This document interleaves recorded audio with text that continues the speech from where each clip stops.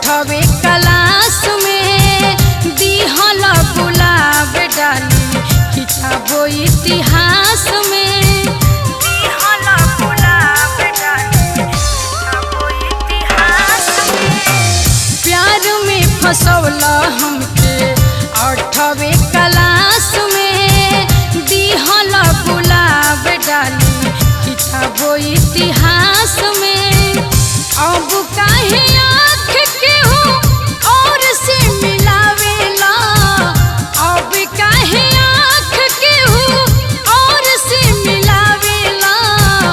जानिए के जान का हमके सतावेला हमके सतावेला जानिए के जान का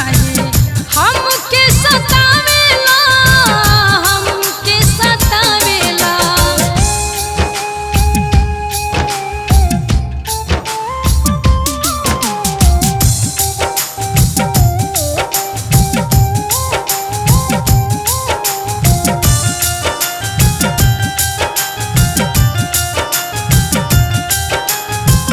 मरमो न जानत रही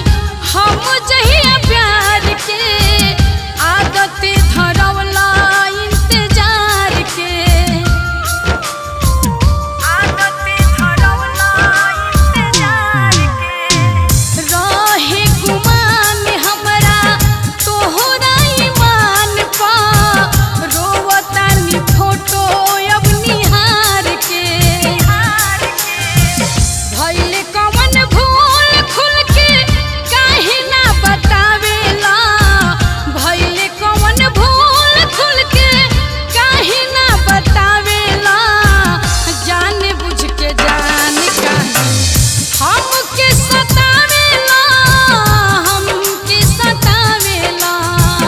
जान बुझ के जान काहे हमके सतावेला हमके सतावेला।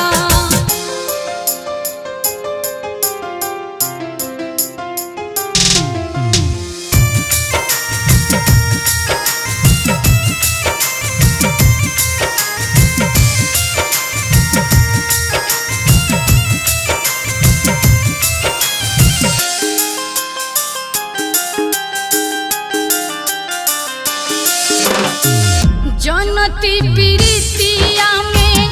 इहो दिन आई अइती ना एते ना करीब हो अइती ना एते ना करीब हो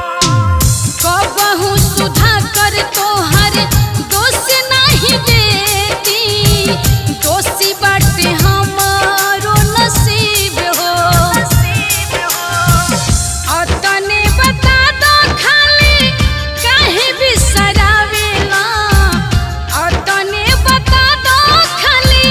काहे बिसरावेला जानिए के जान का हमके सतावेला हमके सतावेला जानिए के जान का हमके सतावेला हमके सतावेला प्यार में फसौला हमके